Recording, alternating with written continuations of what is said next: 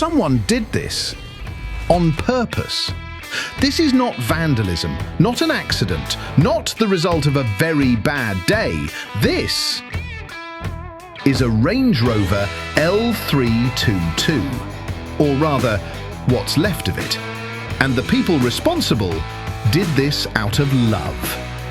Expensive, time-consuming, slightly obsessive love for one of the most impractical vehicles British industry has ever sent down a road. Ladies and gentlemen, welcome to Rotobox.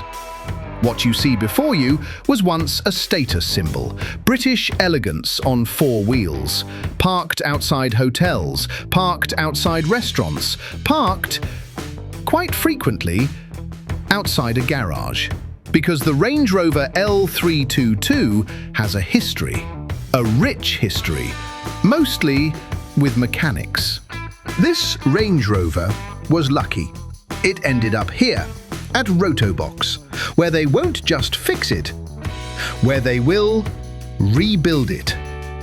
Look at this. Everything this car has ever been laid out across the floor with the precision of an experienced surgeon. Or someone who simply ran out of patience. Hard to tell. There, the old chassis. Next to it, freshly refurbished suspension arms. Clean, restored, ready to go. Proud of themselves. The old parts look at the new ones with a mixture of respect and shame. They know what's coming. This is not chaos. This is a plan. At least, that's what they tell us. And up there, that's where the interior lives. Beige leather, wooden inserts, British elegance. It currently looks like someone opened all four windows on a motorway at 200 kilometers per hour and said, "Off you go." But this is temporary. When it comes back, it will look different. They promise.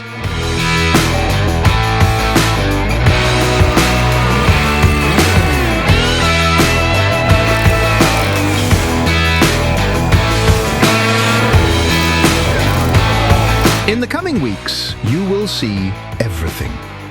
The body shell goes into preparation. Every hole filled, every surface perfect before paint touches it. The chassis rebuilt, the suspension replaced, the interior... well, the interior will be a story of its own. This Range Rover will get a second life. Better than the first. Considerably better.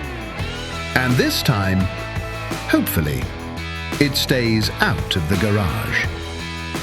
At least for a while.